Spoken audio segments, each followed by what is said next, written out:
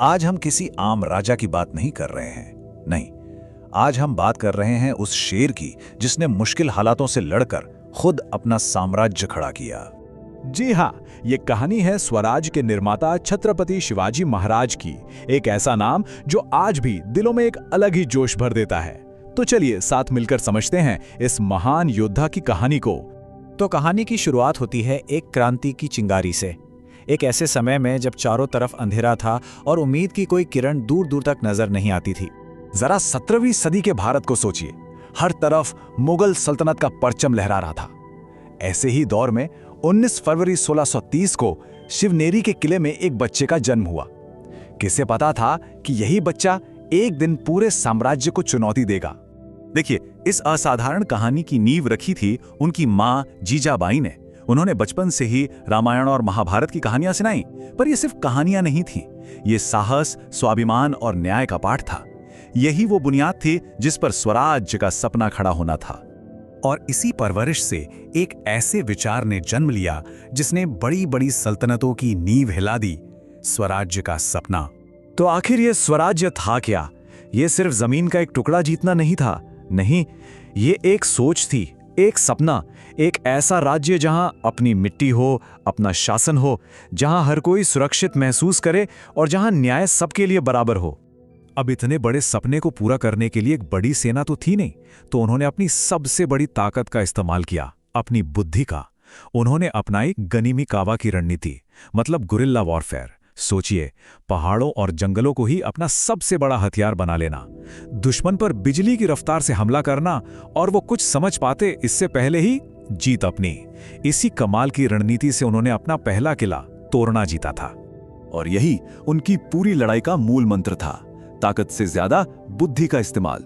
और इसका सबूत उनकी हर एक लड़ाई में मिलता है। उनकी बुद्धि का सबसे बड़ा इम्तिहान अफजल खान का सामना। एक तरफ था अफजल खान, पहाड़ जैसा ताकतवर सरदार, जिसका एक ही मकसद था, एक ही मुलाकात में शिवाजी महाराज को खत्म कर देना। लेकिन दूसरी तरफ शिवाजी महाराज हर धोखे के लिए पहले से तैयार थे। और हुआ भी वही। जब अफजल खान ने गले मिलने के बहाने खंजर से वार करना चाहा, तो शिवाजी महाराज ने अपने छुपे हुए हथियार वाघनख से एक ही पल में पूरी बाजी पलट दी। ये सिर्फ एक जीत नहीं थी, ये एक पैगाम था कि अन्याय बर्दाश्त नहीं किया जाएगा। इस एक घटना ने दिल्ली में बैठे मुगल बादशाह औरंगजेब तक को बेचैन कर दिया।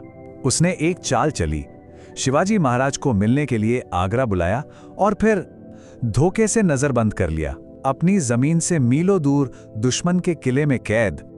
अब ऐसे मुश्किल हालात में कोई और होता तो शायद हिम्मत हार जाता, लेकिन शिवाजी महाराज ने वहां भी अपनी बुद्धि का लोहा मनवाया। फलों और मिठाइयों की टोकरियों में छिपकर भाग निकलने की एक ऐसी योजना बनाई जो आज भी लोगों को हैरान कर देती है। यह सिर्फ जेल से भागना नहीं था, यह इस बात का सबूत था कि शिवाजी महाराज को कोई भी दीवार कैद नहीं कर सकती। पर उनकी महानता सिर्फ जंग के मैदान तक ही नहीं थी। वो जितने बड़े योद्धा थे, उतने ही बेहतरीन शासक भी थे। उनके बनाए राज्य के उसूलों को देखिए, महिलाओं के लिए सबसे ज्यादा सम्मान, यहां तक कि दुश्मन की औरतों को भी पूरी इज्जत के साथ घर भेजा जाता था। उनके राज में धर्म को लेकर कोई भेदभाव नहीं था। उनकी सेना में हर जाति और वर्ग के लोग एक साथ कंधे से कंधा मिलाकर लड़ते थे। उनके लिए राष्ट्र और स्वाभिमान से बड़ा कोई धर्म नहीं था। और फिर वो ऐतिहासिक दिन भी आया। साल 1674 में रायगढ़ किले पर उनका राज्याभिषेक हुआ और उन्हें उपाधि मिली छत्रपति की। ये सिर्फ एक राजा की ताजपोशी नहीं थी, ये स्वराज्य के सपने के सच होने का दिन था। तो आज सदियों बाद उनकी ये विरासत हमारे लिए क्या मायने रखती है? क्यों उनकी कहानी आज भी हमें प्रेरणा देती है? आखिर छत्रपति शिवाजी महाराज का जीवन हमें सिखाता क्या है? उनकी कहानी सिखाती है कि अगर इरादे चट्टान जैसे मजबूत होना तो कोई भी मुश्किल रास्ता नहीं रोक सकती। वो सिखाते हैं कि असली हिम्मत लड़ने में नहीं, बल्कि जो सही है उसके लिए खड़े रहने में है। एक सच्चा लीडर वो होता है जो अपनी प्रजा को अपना परिवार समझे। और सबसे बड़ी बात, उनकी विरासत ये बताती है कि महानता जन्म से नहीं मिलती, वो कर्म और हौसले से कमाई जाती है।